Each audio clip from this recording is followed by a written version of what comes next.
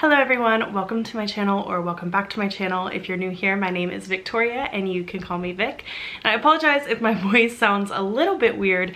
Unfortunately, I did catch a cold. I'm filming this right after Thanksgiving and I've not been feeling super well. My voice is a little bit deeper than normal. I might be sniffling a little bit, but I'm going to try to power through this video because I am so excited for this one. So as you can probably tell by the title of this video, in today's video, I'm going to be sharing my journey, like my pathway into witchcraft. Unless you are a rare case, majority of people that are in the witchcraft space, at least in my experience, they are not born into it. It's not something that they were really raised in. Of course, there are some exceptions, but for the most part, majority of the people that I have met and interacted with, they discovered witchcraft later on in their life, whether as a teenager or as an adult. Before we can really go into how I discovered it, I have to lay the foundations of who I am and my upbringing and kind of lay down the context of where I'm coming from.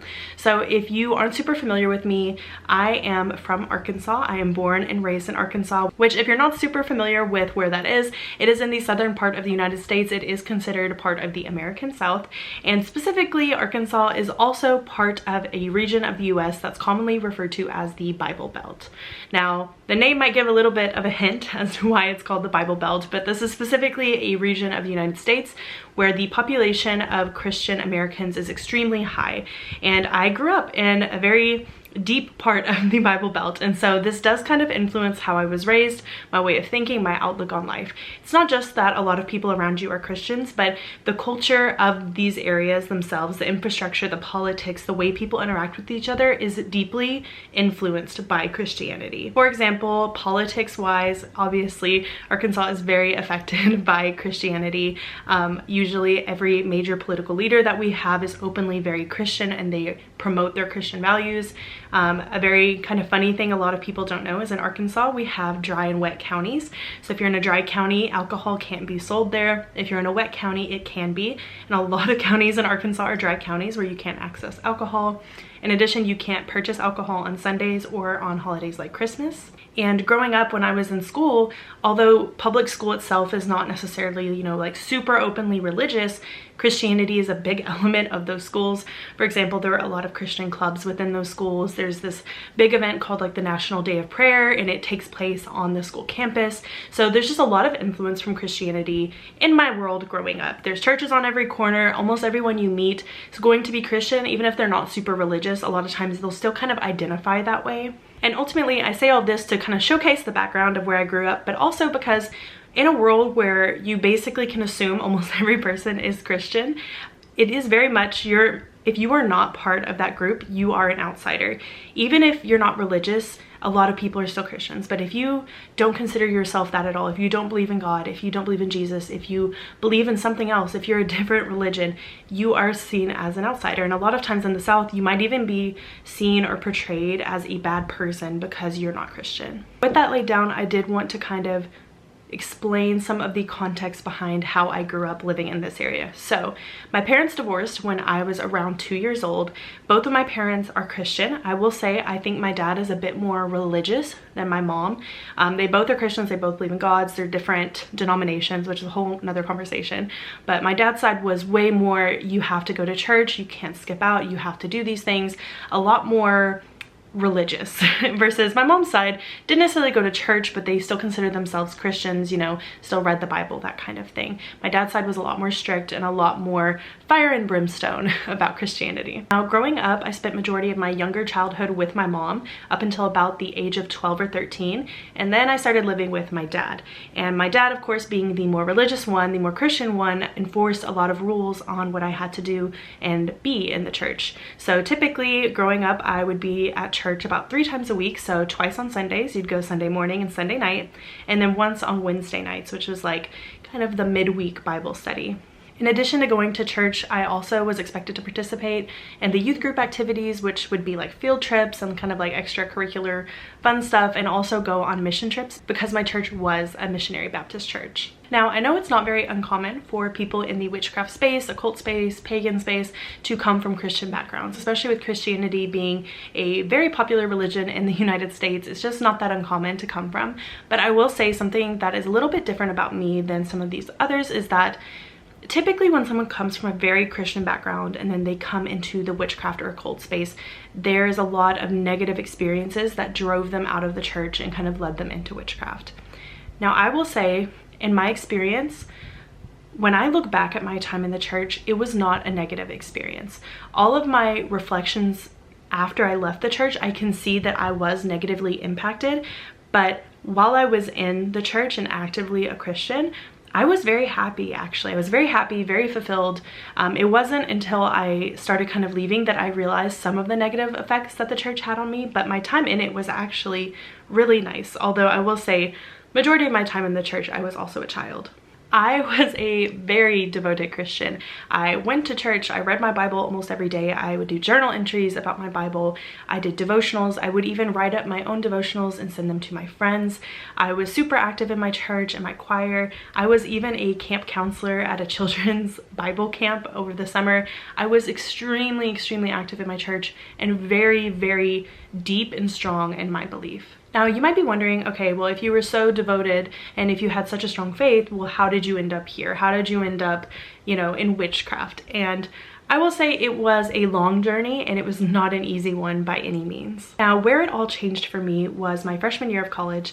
And I know that there's going to be some naysayers that probably think, oh my gosh, you know, you were indoctrinated by the schools, like college changed you. But honestly, that's not really what happened. I think a large part of why people's belief systems change when they go to college is, one, you're kind of separating yourself from this vacuum of belief that you grew up in.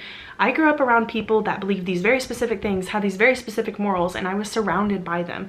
Especially growing up in a very small town, even outside of my family, the people that I met had extremely similar viewpoints, and I never really ran into people that didn't believe in God or that weren't Christians. It was just not something that really happened, and honestly, even if there were people like that that were nearby, I feel like my family would probably go out of their way to keep me away from them. Now, when I was in college, I was already going through a little bit of a culture shock because I'm around all these different types of people and all these different types of opinions I've never been through before, I've never experienced before.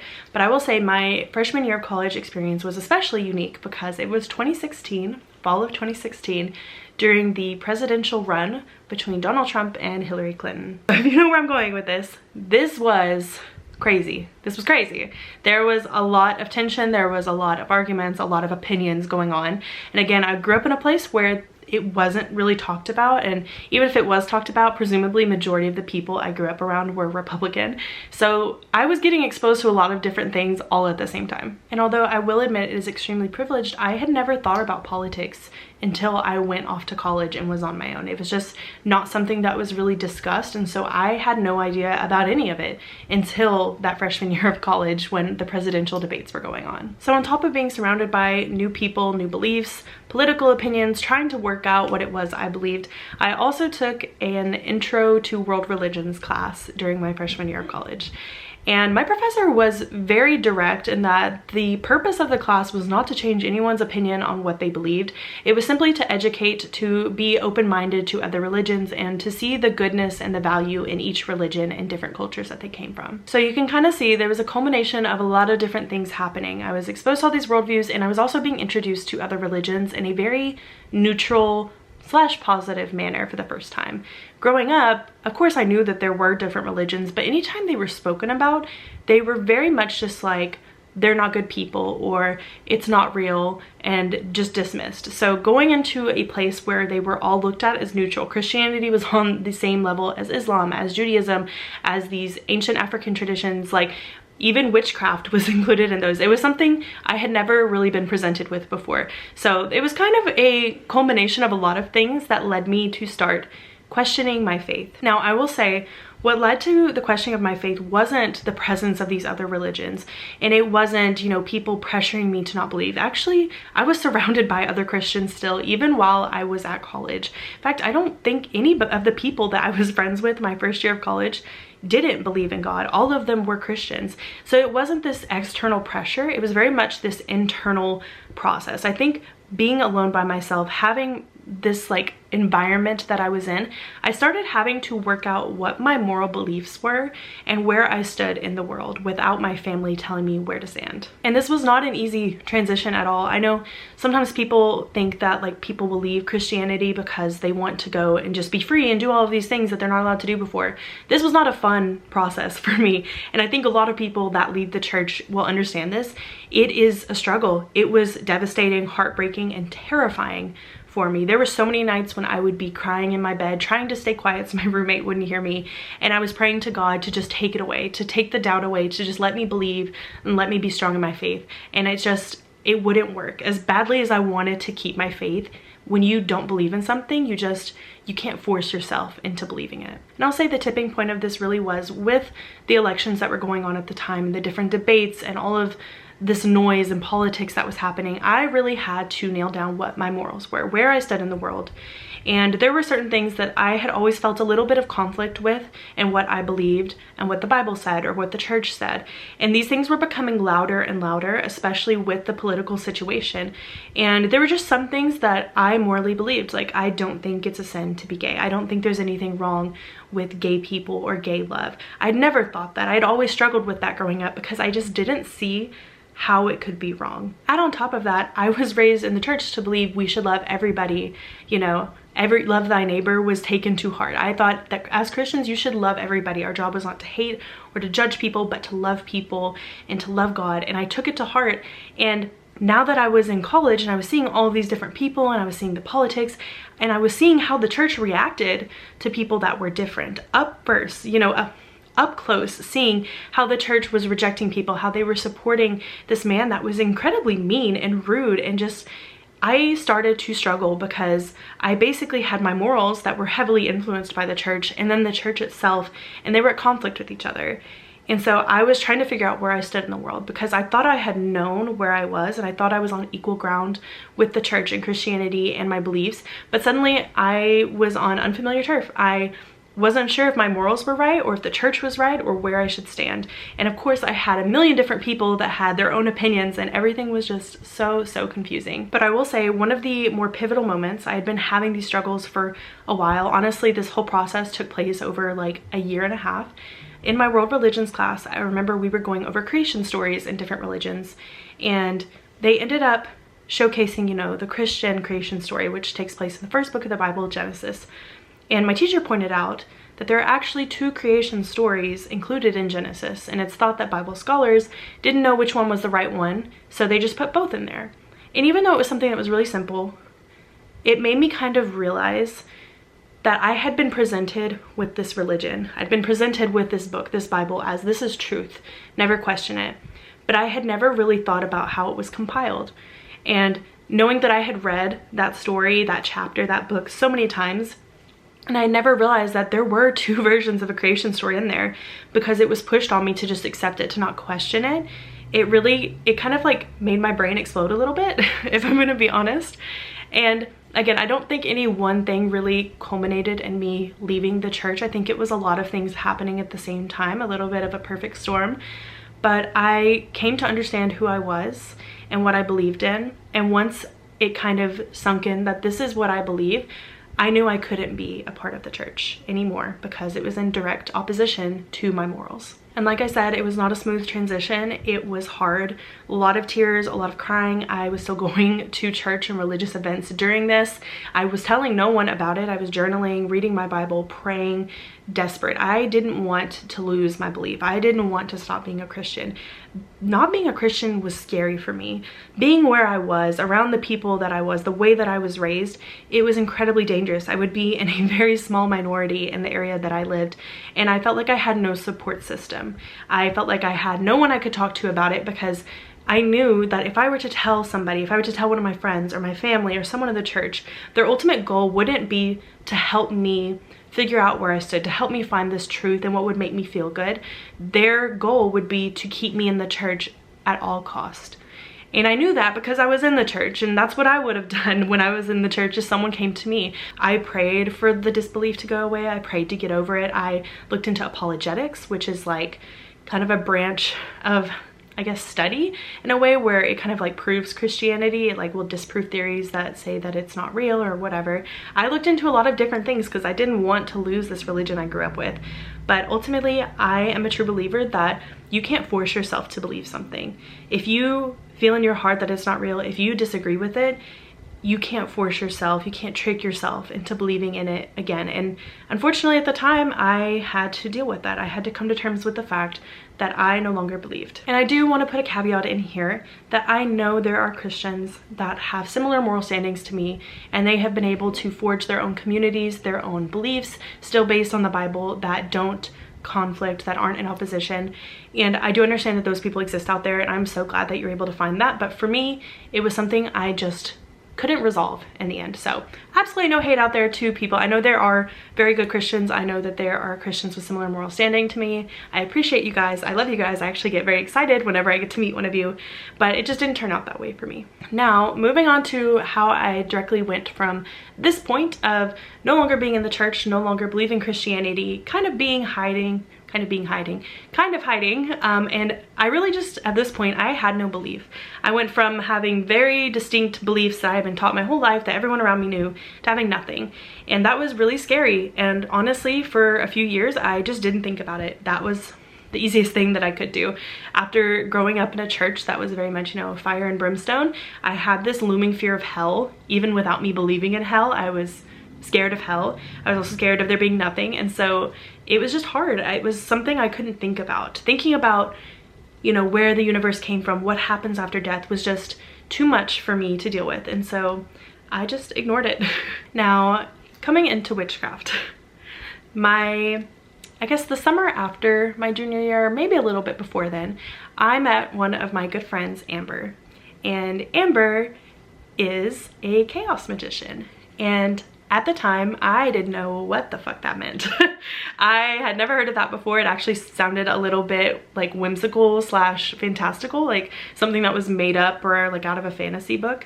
But Amber was very open about their practice and very willing to share it with me, to kind of just talk about it. And more than anything, I was just curious about their practice. I still had a lot of fear from the way I was raised when it came to magic and witchcraft, and I associated a lot of it very heavily with Satan and the devil. And even though I didn't believe in those things, the fear was still there. The fear of sin, the fear of going to hell was so strong in me. So even as Amber, you know, was actively showing me or talking to me about these things, I had a kind of a look, don't touch mentality about it all. I found it fascinating and I wanted to know more, but I did not want to be part of it. And I just kind of had drawn the line there. The summer after my junior year of college, me and Amber both studied abroad in Shanghai, China together for a summer. And we became super, super close during this trip. And this is where I learned a lot more about witchcraft and specifically about Amber's practice. At this point, I'm still keeping kind of the hands-off approach. I don't want to do anything. I just want to learn about it. I find it very interesting. It's something that's so different from the way I was raised. And Amber was more than welcome to, you know, let me watch and explain things and show me things. It was just a world I'd never heard about before, and I found incredibly fascinating. I remember so many nights of Amber, you know, pulling tarot cards, and eventually I worked up the nerve for Amber to read my tarot cards. Amber showing me how pendulums work and even showing me that I could use my own necklace as a pendulum. And I started experimenting a little bit with those things. I would do my own pendulum reading. Of course, I did have my own tarot cards, but I thought it was cool. I was moving from the I'm terrified I'm gonna go to hell into the, okay, this is kind of cool territory. But of course, summer ended and eventually we went home, and the thought of magic and witchcraft and all of that just kind of left my mind. Now, flash forward about a year. I have graduated college, but unfortunately for me, I graduated college in May of 2020. So mid-COVID pandemic in the US. And life at this point was very chaotic for me. It was hell, really, because all of the plans that I had had for post-graduation basically just fell apart because of COVID.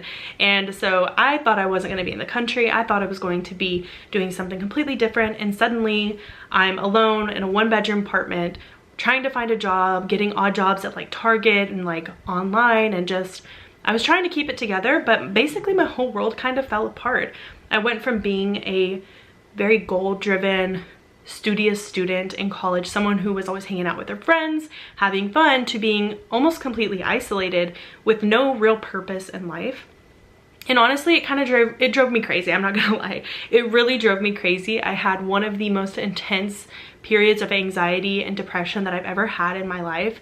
And I really just didn't know what to do. My anxiety was specifically around the future and feeling like I had no purpose, that I'd finished college, but now all there was work, was just getting up, going to work, coming back, having nothing.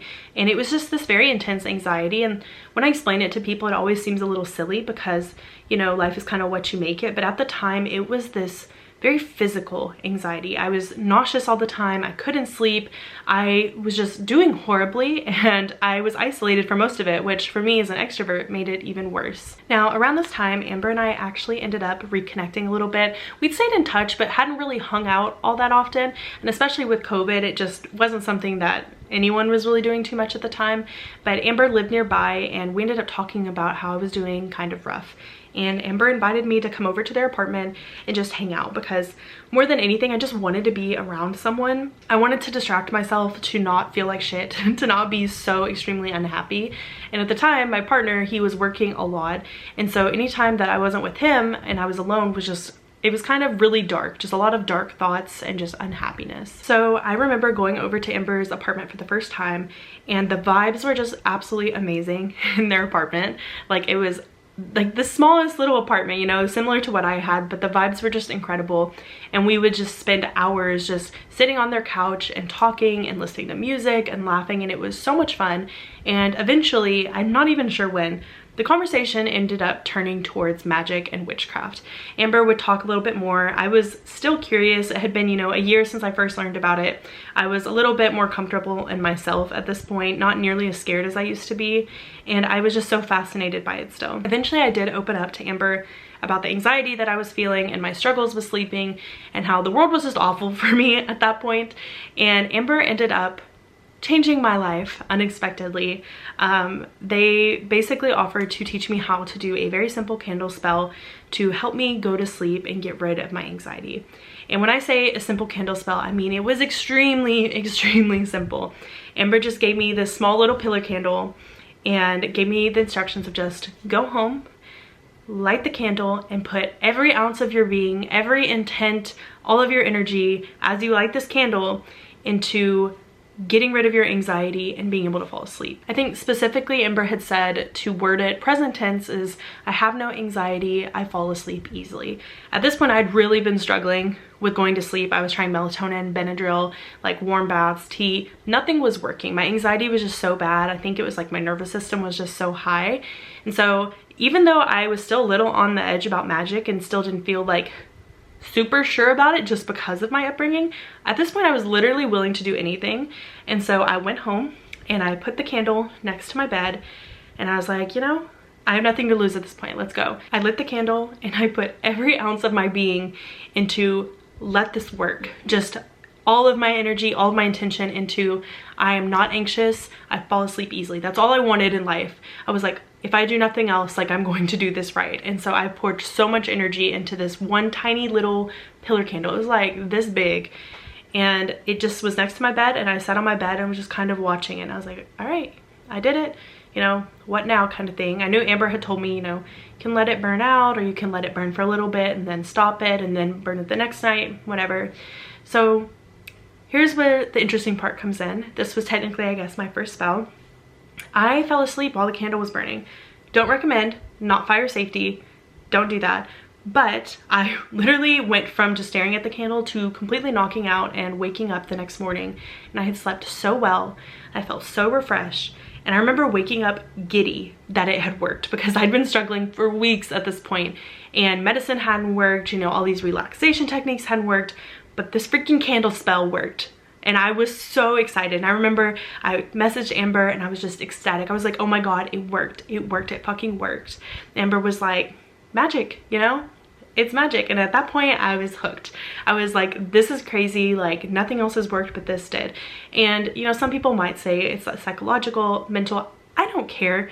If it works, it works. And it did, it worked. And I was so freaking excited. And of course, since it worked once, I went on to continue doing the same spell basically every night as I would, you know, if I felt I was struggling to go to sleep, I would do the candle spell and it would work. And it was just this crazy feeling of almost like a door opening for the first time where Of course I'd believed Amber and all the things that they had told me, but witnessing it firsthand, it was like, oh shit, magic is real.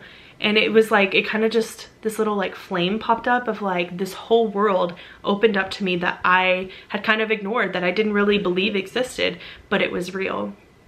So of course from there I would continue to go to Amber's house, and Amber just taught me everything that they knew. I mean, chaos magic was a little bit different from what I currently practice. I'm definitely much more like eclectic folk witchcraft based, but you know, chaos magic was a great place to start because we basically had this like fuck around and find out attitude about everything. And anytime I asked Amber a question, it was just like, you know, try it, see what happens. And I think that was a really good mentality to have going into witchcraft as a beginner. It was very freeing, and I feel like a lot of fun for me in the beginning. From there, I really just dove into researching witchcraft. I remember pretty much every waking hour that I wasn't working or sleeping, I was just researching witchcraft. I ordered a ton of witchcraft books. I was watching videos online, following witchy creators. I was doing everything witchcraft. I wanted to learn, and it was, I feel like in a way it filled a lot of the gap that not being in college had left, where I felt like I had no purpose, and witchcraft gave me this purpose. It was, again, just this world I didn't know existed, and there was so much to learn and all of these rules that I kind of had to grasp, and it was just in a very exciting time for me. I really just was eating up every piece of information that I could get. And honestly, witchcraft really pulled me out of a dark time in my life. It gave me this purpose. It gave me something to do. It gave me this feeling of control. Not even just this, you know, I had spells that allowed me to change things in my life, but also I met an incredible team of spirits that, although they were always around me, or at least a lot of them were always around me, being able to know that they were there, to communicate with them and them communicate back, it really changed things for me. I stopped feeling like I was so alone in the world, and this was especially essential for me because at this time, and for a while at that point, I felt like I didn't really have anyone that knew me. My family didn't really know me. They didn't know that I was no longer in the church, that I no longer believed in it. They didn't know any of this about me, and I was estranged from some of my family at this point. Like, we really just didn't talk.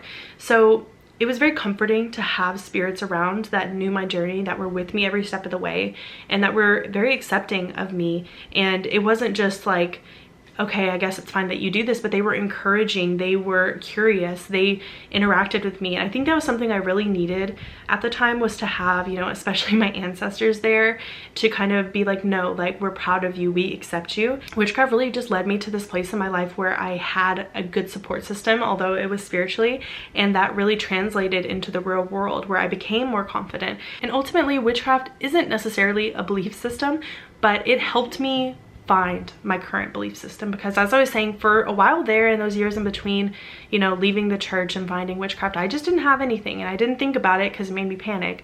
But it has led me to find my belief system, to feel more confident in my belief system. But I think it gave me a greater sense of belonging in the world, a greater connection to nature.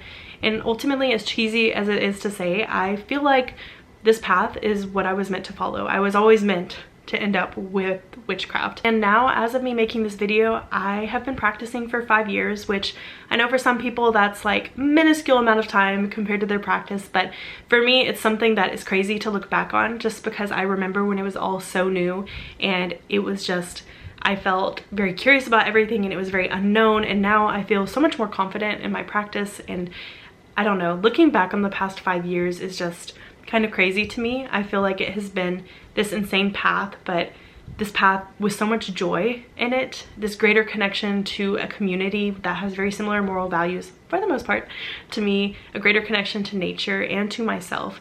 And I'm very proud of my practice, and really making this video also feels like kind of a full step into the light moment for me as a practitioner. No longer fully hiding in the dark or anything. I am out, I am here, and I think if this video can resonate with anyone, whether you're still in the broom closet or you're out or you're just now kind of looking into witchcraft, then you know, it's worth it. I think it brings a lot of joy to a lot of people, and I'm grateful to be one of those people. But that is it for now. Thank you guys so much for watching. I do make other witchcraft content and of course post vlogs occasionally, so if that's something that you're interested in, feel free to subscribe to my channel. If you want to see more of me, I guess on a day-to-day level, I do post a lot on Instagram, so feel free to check the description below for the link to my Instagram. But that is all I have for today. Thank you guys for listening, and I'll see you next time. Bye!